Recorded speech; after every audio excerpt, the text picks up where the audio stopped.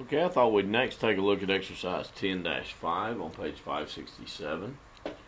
Um, Here we're dealing with some intangible assets and some expenses associated with starting up a corporation. They said the corporation was organized in early 2016. The following expenditures were made during the first few months of the year. Okay, they had attorney fees in connection with the organization of the corporation. We ended up taking those as an expense, you guys.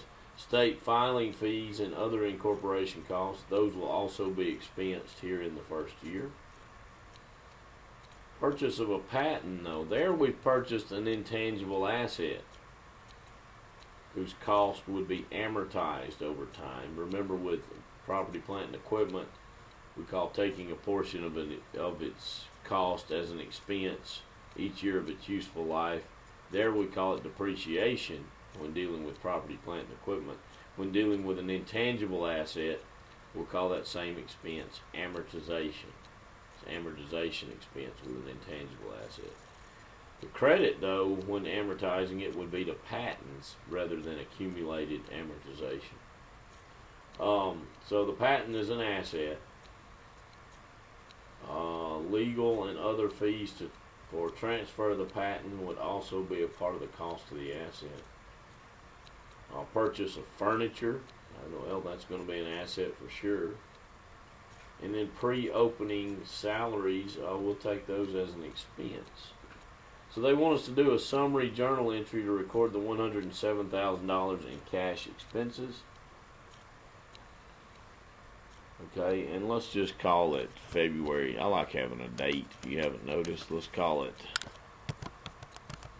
it's not important really, but for some reason it makes me feel better.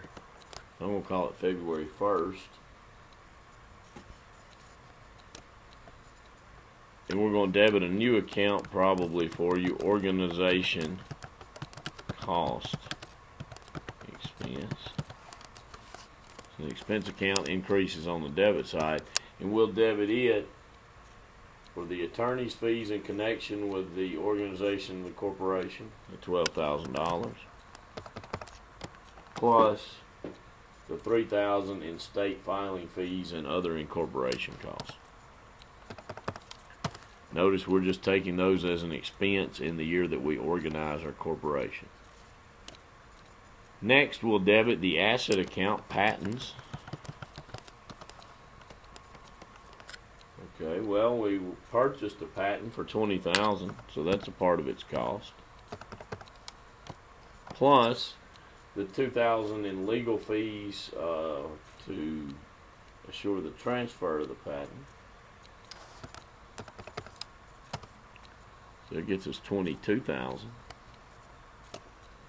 The next one's really nothing new for you, just a common asset.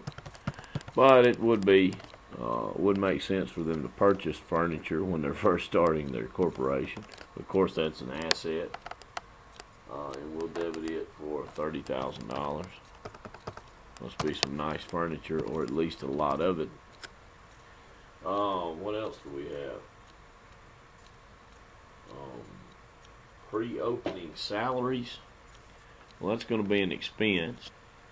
We're going to call that pre-opening expense. And that is $40,000. Okay, so some of our costs here were expenses. The salaries before we opened, and they'd be an expense later. We'd probably just call it salaries expense down the road. And the cost of setting up the corporation, the attorney fees, and the cost to file with the state, also expensed in the period in which it's incurred.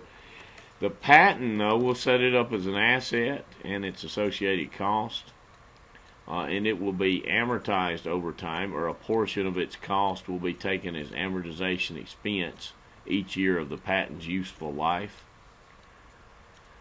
We debit amortization expense and credit patents each time we did that. And then the furniture would be depreciated over time, over its useful life. There we debit depreciation expense and credit accumulated depreciation, of course. Now, if you think I'm wrapping up, I know you realize we're not finished yet. We haven't credited anything. But you guys, they say these were all cash expenditures. Cash, the asset, decreases, of course, on the credit side. So we'll just add these up. And there's our credit, $107,000. Okay, so I think if you try this one with me, you shouldn't have any trouble really with the exercise 10.5 on the Connect Plus site. If you have questions, please be in touch. Thanks.